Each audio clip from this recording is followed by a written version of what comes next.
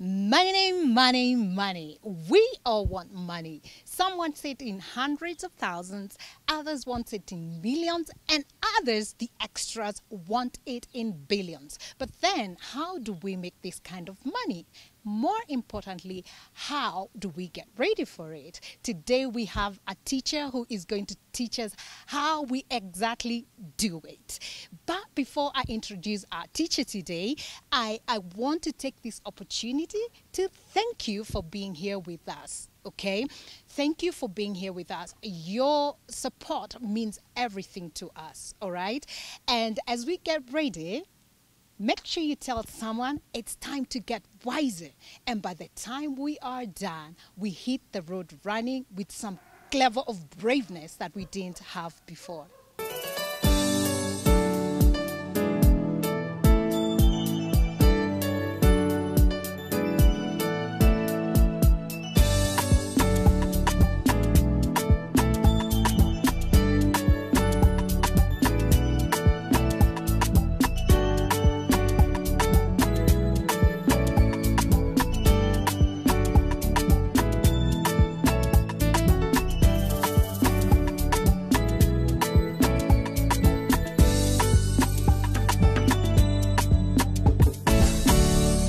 This is the Wiser and Brave Show, and I'm your host, Jerry. So today we are talking about money, and I'm not going to take more of your time. I will introduce our guest today, and our guest today is none other than Jeremy, a business coach. So I'll let him take it away.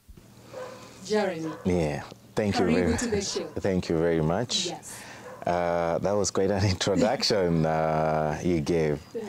So my name is Jeremy, Yes. Jeremy Gitau, Yes.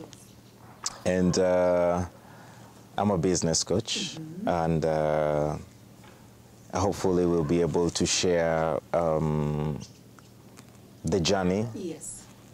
or the processes that are involved for you to make your first 1,000 Kenya shillings, make your first 20,000 Kenya shilling, 50,000, 100,000, a million, or whatever it is you're looking for. Yes. Because my journey begins from the unknown to the known. Okay. And I have always wanted to find out how everyone who's successful has become successful. Yes. Because growing up, I understood that everybody has a certain expectation of what you should be Yes. at a certain age, Yes. even though nobody prepares you for it. Yes. So I left employment in 2017 at 26 years old. And because my intention was to be a millionaire by 27. At least by 27, I want to be done with everything that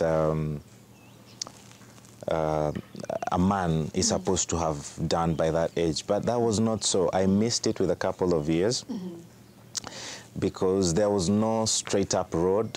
There was no step-by-step formula of what you need to be doing at a certain point, even though the current, the world expect that we should ace it at any given stage.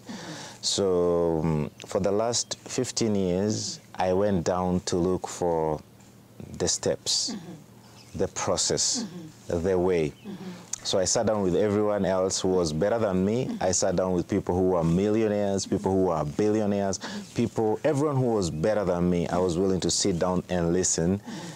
And I came down with a couple of steps that if you follow, that anyone, think of it as a formula. I remember when we were in school, we used to have this formula like the Pythagoras theory, Yes. the pi r squared. Yes. Irrespective of who you are, if you apply that formula, you're going to be successful. Yes. And because I know the pain of wanting to be able to afford life and not being able to afford it, I decided that anyone I encounter, Yes. I'm going to try and point them in the right direction. Yes. Because like the Israelites, I was lost in the desert for a while and I found my way And I made it my life mission that whomsoever I encounter, I was going to try and help them get through. So that's how I became the business coach. That's how you became the business coach. Yes. And I think you were lucky to find your compass a little bit earlier than most. Yeah, and that's why I felt the need to have you, because for one, you are young and you have made it. And you want to share this information to someone else who's probably in their 23rd years and they want like Jeremy. Yeah. At 27, I should be done with my millions and, having life. Yeah. Yeah, of course you have walked quite a journey. How did you make your first 1,000? All right. First of all, there is no such thing as making it, because the day you think that you're finally arrived, that's the day you start drowning. So we are all under construction, work in progress. So how did I make my first 1,000 Kenyan shillings? It's actually quite funny. I've always wanted a classy life. Okay. I come from a very humble family, and at some point in my life, I found my parents had things, and then in 2000, when I was 9 years old, my dad lost the job, and the whole house came down tumbling. And so I had been exposed just a little bit to what a good life is. Going to school with a private car, with a driver. I remember my dad was one of those people who had the fast phones, living in a good house. I think I had my own room when I was in class 3, living in Mombasa, in a good estate. And then in about 2 years, all of it down, no house, no life, no clothes, no food. We had to ship out to go to our grandparents' house. But the thing stayed with me. I knew that somehow there's a class of people that live a different kind of life. There are people who, when they're going to Form 1, they drive. There are people who have a life. There are people who live the life they would want to live. So I began asking myself, why not me? And for starters, it was because of, the ladies. You want to be able to date a girl worth your salt. And let me tell you, it is hard when you cannot afford it. When you hear people say that women are materialistic, that's a debate for another day. But the kind of women that I wanted to date at that particular time belonged to a different faction, a different class that I needed to afford to get there. That's why I say it was funny, because the inherent need to make money came from the fact that I wanted to be accepted, I wanted to fit in, I wanted to hang out in the same circles as the people I wanted to date. You understand? Might have been a wrong kind of approach, but it was my entry point.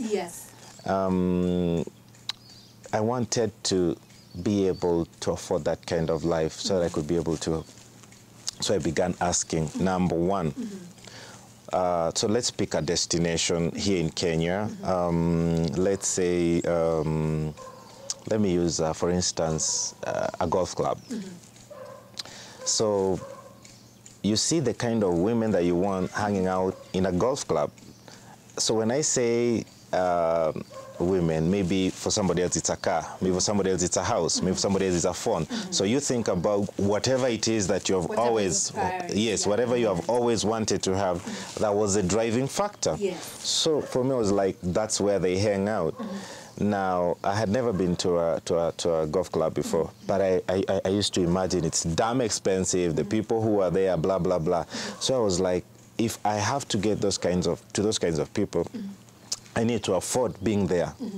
So I was like, for me to afford being there, I need to, let's say, have about maybe 5 or 10,000 that I could go in and spend in a weekend, Saturday or maybe a Sunday, the food, the drinks, play a little bit of golf, up on a parlor, kidogo, you know, fit in. So I was like, why can't I be able to spend 10 or 20,000 in a single weekend? So I came down a little bit. I was like, for me to be able to afford 10,000 or 20,000 in a single weekend, I need to be able to make this kind of money. Now, why am I not making this kind of money at the moment? I was like, nikienda job. At that time, I had not yet resigned. So, niko job. No matter what I do, the salary will never be enough. So, up until that time when I was resigning, my salary was about 60,000 Kenyan shillings. So you're in a, you've got to say maybe go to a new house, date a better girlfriend, buy better clothes. So all that money, bankers are some of the most broke people that you have. So I resigned and I started from zero. So that's where my journey began, wanting to be able to make money that I can spend. And then I began studying. And I learned there are 3 stages that I'll try and take you through. It's a very long process, but I'll try to break it down for you. There are 3 stages that you need to involve yourself in for you to make your first 1,000 Kenyan shillings. Okay. And they're universal, and they're for everyone. Yes. The first one is yourself, all right? If you're not motivated enough, if you do not understand yourself, if you do not have the correct drive, have you ever seen that people, there are people who are given companies that are running and then they run them to the ground. There are people who get into an industry where people are being successful and they begin to fail. There are people who open up a business right where somebody else is succeeding, a similar kind of business, and they fail. There's something about you that we'll talk about or address at another point. So after you put yourself in order, the second is the business. There is a business structure that you need to know how to, it's like a sword, you need to know how to wield it. You've heard that there are sole proprietorships, then you have limited companies, and the structural formations. Have you ever seen somebody who's running an organization? They have a lot of employees, but they're still doing the payments. Something is needed in the kitchen, you want analipa. Something is needed kwa gate, ni analipa. They don't have a structure. So they're running a big kiosk, essentially, or a hybrid sole proprietorship. So they say it's a company. So there is that business aspect. We'll also talk about that maybe at a later time. And number 3, is the trade. Right after you've gotten yourself in check, then you get your business in check, the business structure in check. There is the trade, where you understand for you to make money, you have to sell something, either a product or a service. For instance, for me as Jeremy, what can I sell so well today without papers, without the right offices, without fancy clothes, what can I sell vile niko na kizungu yangu ndogo with my humble capacity, ni nini naeza nikauza leo? What am I so good at that I can do so well and I go home feeling very accomplished? That's the trade that you need to involve yourself in. So I understood from after I understood the other 2, I understood that the best thing that I could do as Jeremy was talk to people. I can get you to buy whatever the hell I want because I've got that power in me. I'm a salesperson and I can talk. If you ever put me in a boardroom, give me an opportunity to talk, trust me, you are going to buy whatever the hell I'm selling. So I understood that that was me. I don't have to try and be a banker, host a show like Njeri because it's making her money, be a truck driver because somebody else is just, it has to be me. What do I enjoy doing? That's the trade. And so I understood that I could sell. So the moment I understood that I could sell, the second question is, what do I need to sell? And so I started learning the different kind of businesses that are there. And there's a business there's a B2C, business to client, and then there's a B2B, business to business. So I said, I don't want to be involved. Earlier on, my first business, I was selling airtime to shops. Okay. I realized I didn't want to do that kind of business anymore, because if I could spend 20 minutes convincing you to buy, let's say, a phone, and then I go home with, let's say, 500 Kenyan shillings. I could spend the same 20 minutes selling a concept to a company, and I walk away with 200,000. It takes the same amount of time to succeed, the same amount of time it takes to fail. It's the same energy. So I decided, if I am selling to an individual and make 500 shillings, if I go to a company, I'll still be selling to an individual. Only this time round, I will walk away with 200,000 Kenyan shillings. I decided I'll never sell to an individual. I'll never do B2C anymore. I'll do B2B. And so I decided, okay, I've known what I can do. I've gotten a concept. Now I need a product. I realized what is a gap that is missing in the market. And the gap that was missing in the market was marketing. Okay. All right. So you see, it's coming from me. Okay. I understood what businesses want is to be able to sell their products more. But they don't know how to sell their products more because their marketing is wanting. So if I could fill that gap of marketing, then I would make money.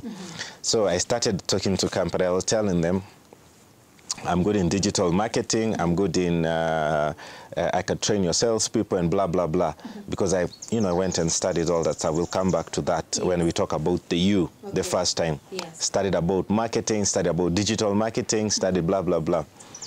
So I went to Facebook, did my exams, got hired, and then I became a Facebook agent in Kenya, doing digital marketing. And so I could talk to a company and tell the company, I'm going to charge you, say, 50,000, handle your socials, market your products, conversion ratio. And by 2018, I set up my first company, went to a mentee in town, Imenti House. All those guys were selling clothes and shoes and everything. And I told them, nitakuwa na charge 5K kuwarania ads zenyu per month. I got 100 customers, each paying 5,000. No, 20 customers. I made my first 100,000. That was how my journey began in 2018, 6 months after I retired. So you did not even make 1,000, you made 100,000. Well, okay, they didn't all come together, 20. You talk to one, you do a good job, they refer you to two. You talk to those two, you do a good job, they refer you to three, and it blew, and it became a thing. Now, I stopped taking phone calls, I got an assistant, I got an office at ICA building, it became a whole thing. But it came from a very huge study of those three things that I have mentioned. But the point is you have to understand the dynamics of the business, and that's what I did. Okay. Yes. So if I heard you well, revolving about what you've spoken, the pivot or the stronghold of all of these components is me. Correct. You are. Let me explain to you that. So all those three things that I've mentioned to you, they each have 4 segments. Okay. So when you talk about the you, which is the first one, the first segment about the you, let me put it in a way that you can understand. There is the parable of the sower that Jesus gave. I hope even in the Quran we have Isa, and he gave this parable. And he said, a sower went to plant some seeds. And some seeds fell to the ground, some on the rocky ground, some on thorns, and then some on good soil. You have got people in those 4 categories. The first one, There are people who will listen to a good interview like this one, or listen to Elon Musk or Kina Jack Ma, or all that information that is online. You listen to someone who's giving you a way to succeed. You have got the Rich Dad, Poor Dad, Robert Kiyosaki. Yes. Up to today, you have got people who have never read it. If you had an audience, I would say anyone who has ever read Robert Kiyosaki, Rich Dad, very few people would raise their hands. So you have got the first people of the four who read or listen to some information, but soon as they read about it, tomorrow morning it's gone. Or they read about it, then they remember kuna memes, kuna wedding, kuna statuses zingine. And so whatever they have had, it's good talk, it's good advice. It impacts the ability to make money. But as quickly as it has come, it's gone. Because we have all been advised all through our lives, but people still turn around and they do their own weird shit. The same advice doesn't work Yes. for us. So the first thing is that you've got to up your status. That like if you listen, it's gonna sink in. You have to let it take root. Don't be overshadowed by too much nonsense, so that seed that you've listened. You've listened to somebody like Elon Musk talking about investment, talking about banking policies, talking about, in another show maybe, or in another time we could talk about how Elon Musk went from being a nobody to being the richest man in the world in a period of 10 years without any money. You listen to that, and something like that doesn't affect you, yet you also want that kind of life, not even as much as Elon Musk, just 10% of what Elon has, or even 5%. But you don't want to know, hiyo kitu amesema, how can I apply it in my life? So that's the first category. Second category is people who will listen to good advice. This is how you can make some money. Talk to a banker, get some financial consult, because you do not know this world that you want to get yourself into. They listen and they're like, by the way, I'll do that. I'm going to wake up early. I'm going to read books. I'm going to do it. And they wake up and they write a shit. And then tomorrow morning, movie time, Netflix and chill, Dunda iko wapi leo. They never get to actualize those. So they received it, they planned for it, but the action bit, problem. Then you've got the third category of people. They listen to good advice, they're like, I bet I can make money. They create a list of the things they should do, and they start practicing. But then they get people who tell them, you think you're the first one to attempt to do this thing. Where are you going to get the money? This thing is hard. You don't have the correct education. Kwenye watu hawasaidikangi, you guys amfanyagi biashara, you guys are bewitched. Your uncle failed in this thing.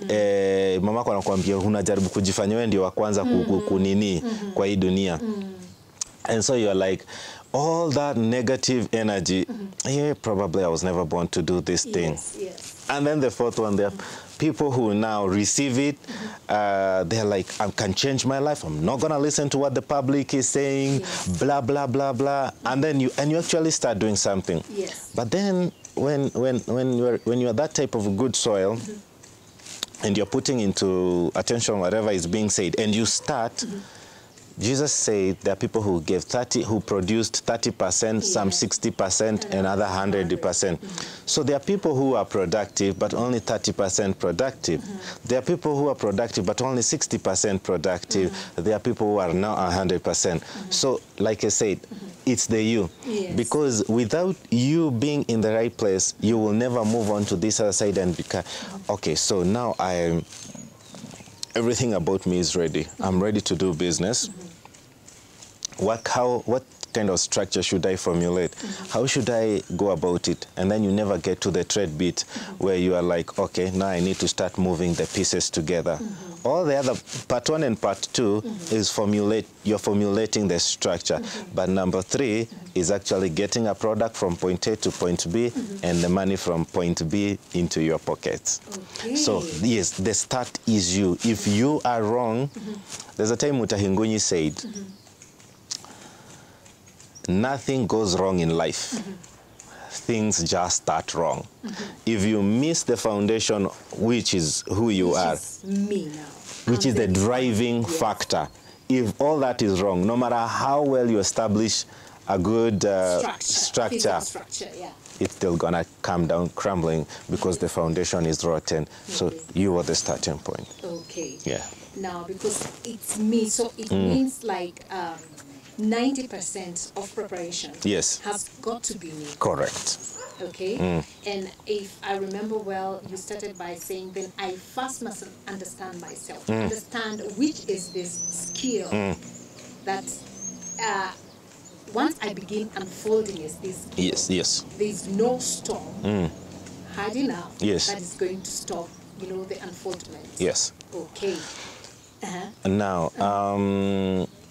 making money is an art. It's very simple. Okay. It's extremely simple because you just need to give somebody something that they need, Yeah. and they give you the money. Okay. People who have got the money, they have a need. That money cannot help them. They need to spend that money on something. Yes. You do not have the money, but you have that thing. You just need to engage in that transaction. It's very simple. Okay. For me, my winning factor is I learned that the one thing that people don't have is the willpower. Okay. Everybody wants to be successful, but people do not have the willpower. So I decided I'm going to have such a ton of willpower. If I get into your business, you're going to feel this energy mekuja is a lunatic train. There is no way we are failing in this thing. So if, let's say, we've gotten into a business, you have a business. Yes. Like, what product do you sell? What is the USP? What is the unique selling proposition about this thing? Where are the people that you have that are moving this thing? Who are the people who you need to be buying this thing? Why are they not buying? Let's look at the dynamics. Let's work on it. Let's deal with it. They have to buy it. We are going to change whatever needs to be changed. We are going to bring them whatever we need to bring them. They're going to have to buy. If they're not buying, it means the product is wrong. If they're not buying, maybe they don't know you have the product. Yes. If they're not buying, maybe you need to, let's get to that, let's understand why are you not making this money. So that willpower to succeed, some people call it see, like right now, a lion jumps in here. We're all gonna jump this fence, this wall. Then when you're on the other side, you're going to be, how the hell did we do that? That willpower to succeed, that you only turn off when you're in danger. You have to find a way to turn it on.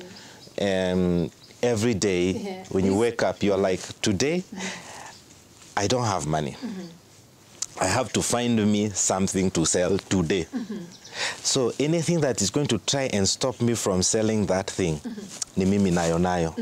I must go back home with money. So if you have that willpower to succeed, trust me, where there is a will, there is always a way. There's always a way. And yes, just as the coach has said, where there is a will, there is a way. And we come to the end of part one of our show.